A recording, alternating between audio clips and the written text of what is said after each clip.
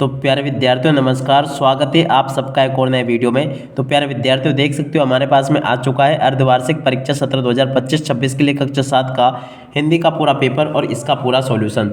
जी हाँ प्यारे बच्चों, मैं यहाँ पर आपको पूरा का पूरा अर्धवार्षिक परीक्षा कक्षा 7 का हिंदी का पूरा पेपर विद सॉल्यूशन के साथ में बताने वाला हूँ। एक भी क्वेश्चन का आंसर प्यारे बच्चों यहाँ से आपका मिस नहीं होगा। तो चलो अपन जल्दी से आगे बढ़ते हैं, समझते हैं आपके अर्धवार्षिक परीक्षा कक्षा 7 के हिंदी के पूरे पेपर को और इस पेपर के पूरे सॉल्यूशन को। तो देखिएगा प्यारे बच्चों, इस प्रकार का पेपर आपको परीक्षाओं में देखने को मिलेगा। अर्धवार्षिक परीक्षा कक्षा 7 का ये हिंदी विषय का पेपर है। जैसा पेपर प्यारे बच्चों मैं यहाँ पर आपको दिखाऊंगा ना, ठीक वैसा का वैसे क्वेश्चन पेपर आपको परीक्षाओं में देखने को मिलेगा। एक भी क्वेश्चन का आंसर प्यारे बच्चों यहाँ से आपका मिस होने वाला नहीं है। तो चलो अपन जल्दी से आगे बढ़ते हैं, समझते हैं आपके अर्धवार्षिक परीक्षा कक्षा 7 के हिंदी के पूरे पेपर को और इस पेपर के पूरे सॉल्यूशन को, ताकि आपको पूरा का पूरा क्वेश्चन पेपर अच्छे से समझ में आ सके।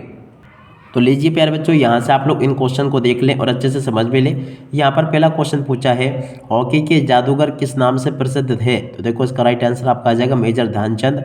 और अब अगला क्वेश्चन अपन पढ़ते हैं, सांस्कृतिक कार्यक्रम में प्रस्तुत किया गया। तो देखो पर जो डांडिया नृत्य प्रस्तुत किया गया, इसका राइट आंसर आपका डांडिया आ जाएगा। और अब अगला क्वेश्चन अपन पढ़ते हैं, राष्ट्रीय खेल दिवस कब मनाया जाता है? तो देखो इसका राइट आंसर प्यारे बच्चों आपका आ जाएगा 29 अगस्त को मनाया जाता है।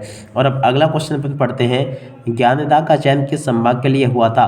तो देखो इसका राइट आंसर प्यारे बच्चों आपका भोपाल आ जाएगा। क्या लिख कर आओगे प्यारे बच्चों आप लोग पेपर में? यहाँ पर आपको भोपाल लिख कर आना होगा।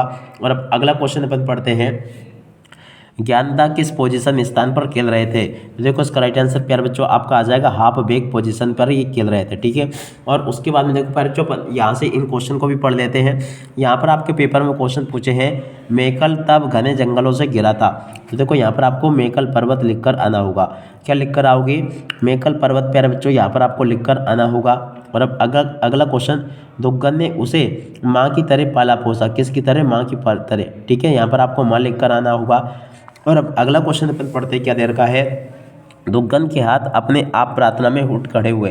तो देखो पहले जो यहाँ पर आपको प्रार्थना लिख कर आना होगा। तो देखो यहाँ तक के सभी क्वेश्चन और उन क्वेश्चन के उत्तर प्यारे बच्चों मैंने आपको बता दिए। जैसे क्वेश्चन प्यारे बच्चों यहाँ तक के मैंने आपको बताया ना, ठीक वैसे के वैसे क्वेश्चन आपको परीक्षाओं में देखने को मिलेंगे। और उसके बाद में देखो यहाँ तक के क्वेश्चन मैंने आपको बता दिए। मैं तुम्हारी प्यास बुझाने के लिए झरना बन गई। तो देखो पहले जो यहाँ पर आपको झरना लिख कर आना होगा। और अब अगला क्वेश्चन अपन पढ़ते हैं, इस जंगल में अब कभी कोई आदमी प्यास से नहीं जान देगा। देखो पहले जो यहाँ पर आपको प्यास लिख कर आना होगा। और उसके बाद में देखो अगला क्वेश्चन, अहिल्याबाई ने 63 वर्ष की आयु अवस्था में कुशलता से युद्ध का संचालन किया, ठीक है ना। तो यहाँ पर प्यारे बच्चों आपको कुशलता लिख कर आना होगा। जैसा पेपर प्यारे बच्चों मैं यहाँ पर आपको दिखा रहा हूँ ना, ठीक वैसा का वैसे क्वेश्चन पेपर प्यारे बच्चों आपका परीक्षा में आएगा। एक भी क्वेश्चन का आंसर प्यारे बच्चों यहाँ से आपका मिस नहीं होगा। इसलिए आप सब लोगों से रिक्वेस्ट है कि आप लोग इस पेपर को पूरा का पूरा अच्छे प्रकार से याद करके जाइएगा, ताकि आप लोग अपनी परीक्षाओं में टॉप कर सके। देखो यहाँ तक के क्वेश्चन और उन क्वेश्चन के उत्तर मैंने आपको बता दिए। और अब अगला क्वेश्चन, भारत के मंदिर वास्तुकला के अनुपम उदाहरण है। तो देखो पर जो यहाँ पर आपको वास्तुकला लिखकर आना होगा, ठीक है। देख सकते हो इस प्रकार से मैंने आपको यहाँ तक के सभी क्वेश्चन और उन क्वेश्चन के उत्तर अच्छे प्रकार से बता दिए हैं। उम्मीद करता हूँ कि यहाँ तक के क्वेश्चन और उन क्वेश्चन के आंसर आपको समझ में जरूर आगे होंगे अच्छे प्रकार से।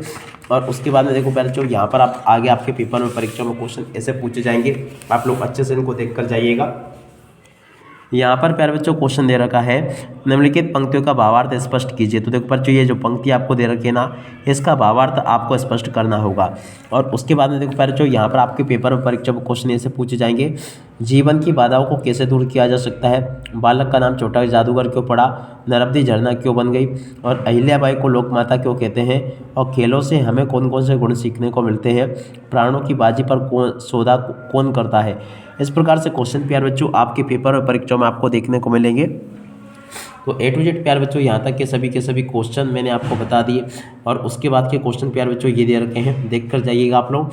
निम्नलिखित शब्दों के दो पर्यायवाची शब्द आपको लिख कर आने होंगे।